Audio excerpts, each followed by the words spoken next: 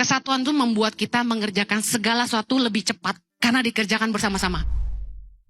Anda pernah nggak? Orangnya rame tapi kerjaannya jadi lama. Ada beberapa orang yang begitu hebat masak gitu. Dibantuin orang banyak tuh biasanya malah ribet. Kalau yang bantu tuh nggak ngerti bagiannya, malah jadi ngeribetin dia. Pasti diusir. Udah pergi semua, gua aja. Ngerti ya? Kuncinya gini, sebenarnya kalau bisa bekerja sama, beramai-ramai akan lebih cepat, setuju? Bisa kita bangun rumah. Kok lama sih nggak jadi-jadi?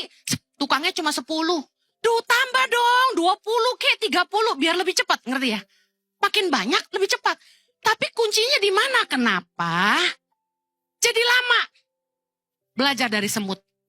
Amsal 6 ayat 6. Hai pemalas, pergilah kepada semut, perhatikanlah lakunya dan jadilah bijak. Biarpun tidak ada pemimpinnya, pengaturnya atau penguasanya. Ia menyediakan rotinya di musim panas dan mengumpulkan makanannya pada waktu panen. Saudara tahu semut tuh badannya kecil banget. Mereka ngumpulin makanan tuh jalannya jauh loh. Pernah lihat barisan semut? Jauh. Tapi kenapa mereka bisa kerjasama gak ada pemimpinnya? Karena mereka saling bantu. Mereka bisa disiplin, baris rapi dan mengerjakan bagian masing-masing. Kunci kesatuan yang membawa percepatan adalah gini. Kita harus sevisi dan berjalan sesuai fungsi. Harus ngerti bagian masing-masing. Kalau 20 orang masak bareng, harus ada yang ngerti dia yang bagian cuci sayur.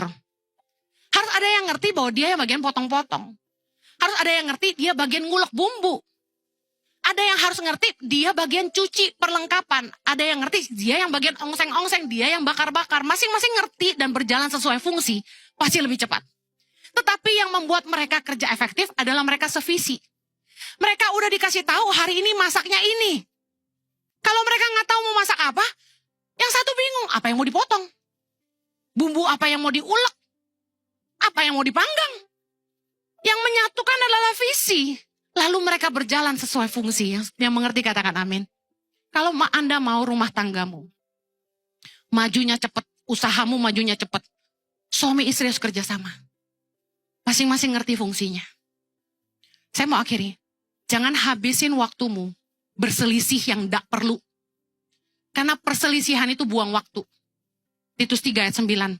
Hindarilah persoalan yang dicari-cari dan yang bodoh. Shake your hand off dari hal-hal yang tidak penting.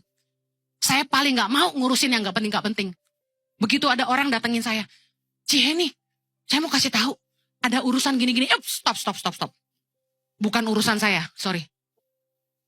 Gak mau gue buang-buang memori gue yang tinggal dikit ini. Buat dengerin hal yang gak ada urusannya dan gak penting. Udah, jangan bawa ke sini. Go.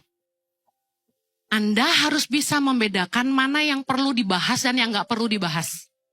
Anda harus bisa bedakan apa yang penting dan yang tidak penting. Hindari perselisihan yang tidak perlu. Kalau perselisihan pendapat yang penting, kita harus selesaikan. Yang terakhir, jangan fokus sama haters. Sebaik-baiknya kamu, akan selalu ada orang yang gak suka sama kamu. Filipi 1 ayat 15, kita baca sama-sama.